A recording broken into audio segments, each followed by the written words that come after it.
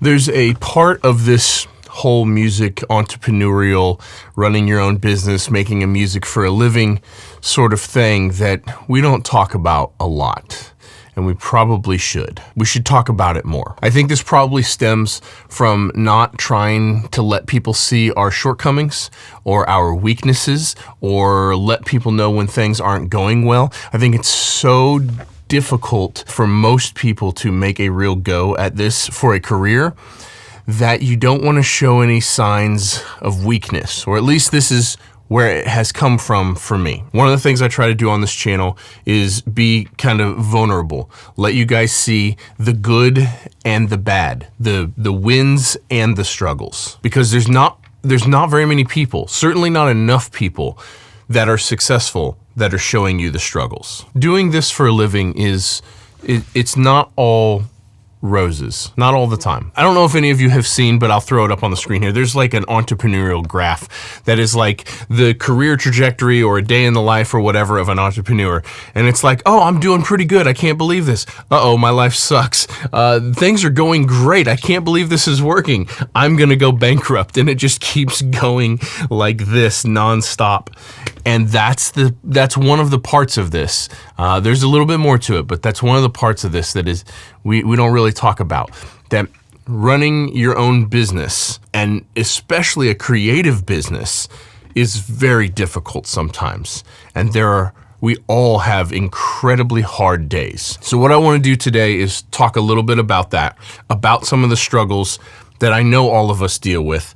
And then I want to talk a little bit about how I combat that, how I keep that from consuming me, and how I move past those times in the hard days. I think one of the hardest things about this job is that we have to be creative on demand. In order to really make this work for a living, you have to put out quantity. I've talked about this almost ad nauseum on this channel, that you have to do a large quantity of work in order to make this work for a living, in order to pay your bills. But that means we have to be creative in big quantities. That means that like you have to show up and every day be creative. And it's incredibly difficult to maintain that. To hit home runs every single day is like almost impossible. But another part that I don't hear anyone talk about is that there are plenty of down days.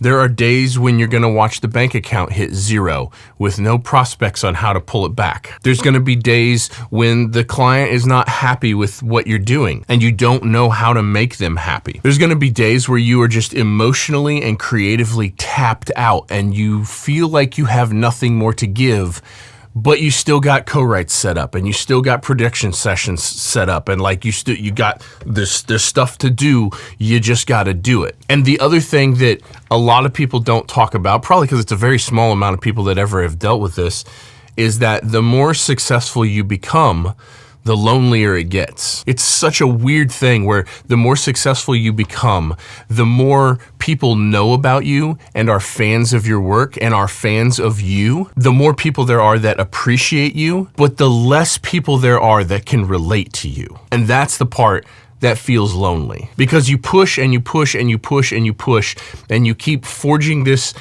direction, this career, and things continue to get bigger. Hopefully they continue to get bigger and more busy and more serious and higher quality and higher quantity. And every step you take in that direction, you are leaving most of humanity behind. Like they can't relate to that. They've never experienced it. And so how do we deal with this? There's a handful of ways that I deal with this, and I've been doing some of these things for many years. One of the first things that I did for a long time is, for those of you that don't know, I used to be a tree trimmer for a living. I got in over my head on construction loans on my big studio downtown Peoria, Illinois, and I went and got a job trimming trees. My dad was a tree trimmer. I grew up helping him. I know how to do it. And when I quit that job, I took part of my saddle with me because I used to climb trees with rope and saddle tree trimmer.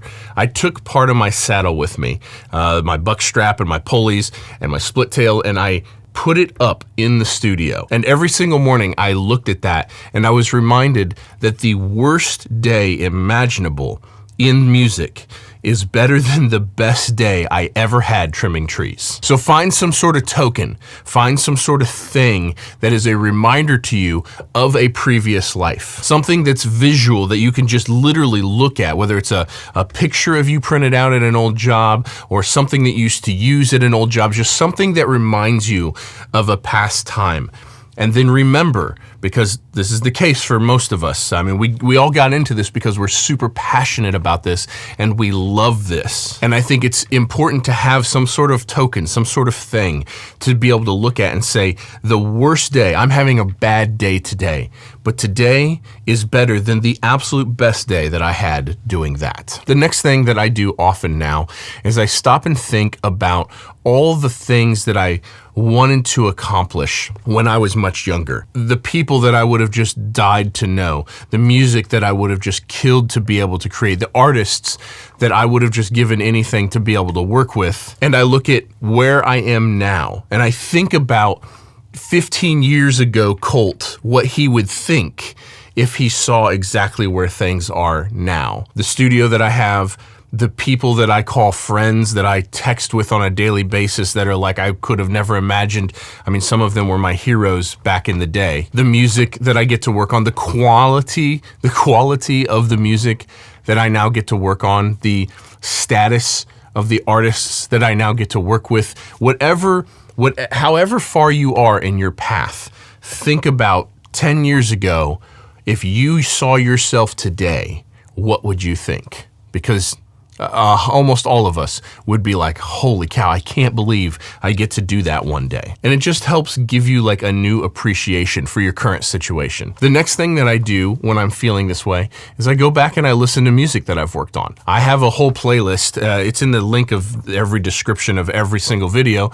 There's a link to an Apple Music playlist of stuff that I've worked on. It's not anywhere close to everything that I've worked on. There's, I don't know, 60, 70 songs on there probably. And it does get updated from time to time when I complete something that I think is notable or shows off a new side of what I can do or at a new level of what I can do. And I just go back and I listen to that, and it's so easy when you're just in the trenches, just grinding every single day. It's so easy to forget how much cool music that you've gotten to work on. I think sometimes you gotta take a minute, you gotta take an hour and just go back and scroll through old social media posts of that you've posted. Go back and listen to songs that you've worked on, because it doesn't matter where you are in your career trajectory, you've made it some amount, like you have progressed some amount. And so revisiting what you've done and seeing how far you've come and how many songs that you've worked on, it can be really inspiring and really pull you out of a funk. Okay, the next thing that I do is when I'm feeling particularly rough, having a bad day, I try to identify why. What is it that's letting me have a bad day? And it's usually circumstantial. It's usually like, I'm not having a good time communicating with this. I don't like replying to emails, or I really hate comping vocals or whatever. I'm not saying that's what it is, but it's usually a thing that is like making me feel this way. And then I try to figure out one of two things. How can I either refine this process to the point where it's not a pain point anymore, or can I offload this process or just simply stop doing it? For instance, there was a period of time where I was in an acoustic duo as a cover group. I was in a cover band. I was in an original band. I had my own PA with a trailer and everything, lights and everything, that I would go around and mix front of house for bands, set up my own rig. I would go to other clubs and I would mix on the installed PA for bands. And I had a studio in which I was producing, recording, mixing, and mastering my own original music in addition to other clients' original music. And I had to do all of those things for a while to pay my bills with music. But eventually, the PA thing was just like every time I had to run sound for a band, I had to drive my truck and trailer an hour and a half away, spend 4 hours setting the rig, setting the lights up, then mix a band for 4 hours, then an hour and a half or 2 hours to tear down, and I don't get to eat and I don't get to sleep, and then drive an hour and a half back, and then I only make $250 or $300. Eventually, that became not worth it to me anymore. It became like every time I had to do that, I was like, oh my gosh, I don't want to do this. And then on top of feeling that way, it was not making me that much money. I could do something that took much less energy and much less time and make the same amount of money. So eventually I sold the whole PA. I took all that money and I put it into studio gear. Now, I only say that as an example of like, it was a thing that was weighing me down and not benefiting me financially enough. And so I cut it loose. So take a look at what all you do, and if there is a way to get rid of a thing that is maybe the source of every time you're like, oh man, I don't want to do this. If you can eliminate that, then just eliminate it. Hang out with me for 1 second. There are links in the description down below for every single piece of gear that I use, everything you see in all of these videos, everything that I use on every single song. But you don't just have to purchase the things that are linked in the description below. Anytime you need to purchase any piece of musical gear whatsoever, a pack of guitar strings, your Holy Grail compressor, or your next vocal microphone, you can jump on any one of my videos, click on any link in the description of any video, and once you're on the site, you can purchase absolutely anything you need. It costs you nothing extra, but it goes a huge, huge long ways to help me keep making videos just like this and trying to help as many people as possible.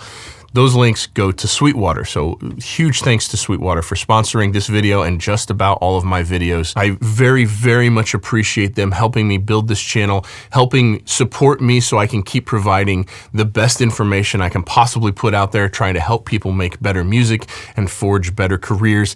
And I really appreciate you guys supporting the people that support me. So thank you, Sweetwater, for the support and for sponsoring this video. And thank you to you guys for using the links anytime you need to purchase anything. I think the two biggest things for me is the token, is like looking at the thing that reminds me of what I used to have to go through. And then also putting myself in my own shoes 15 years ago. Because 15 years ago, Colt would shit himself if he saw Colt today. And that doesn't mean that life is perfect. It doesn't mean the career is perfect. It doesn't mean there are no hardships. And it doesn't mean that every day is a flawless day. But what it does mean is that the worst day that I have today is better than the best day that I had 15 years ago. I really hope that this helped someone, even one person. Thank you guys for watching. We'll see you in the next one. Peace.